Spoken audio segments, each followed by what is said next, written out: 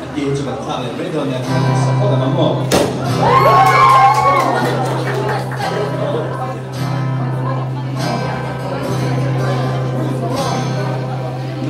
Sai thôi. Đó.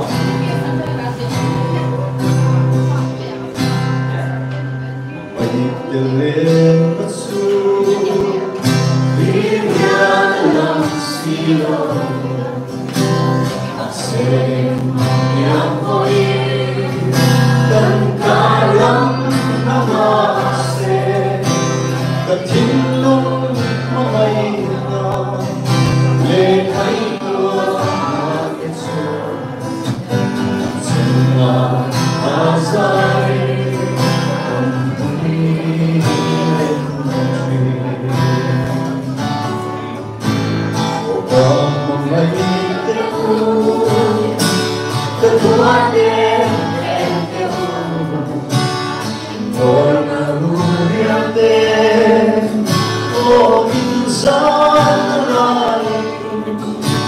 ngoài tôi em là tên vì có anh xa em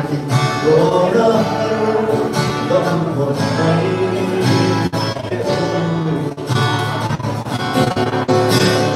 mà mùi gần say rồi tình ta tâm chỉ một ô đã phá nói chỉ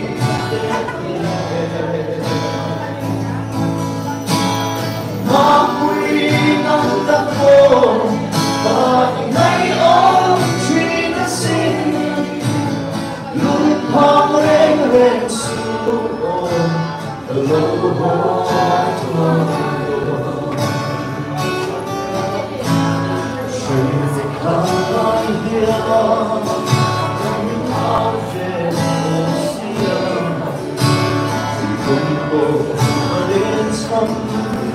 có gần mất trong hiền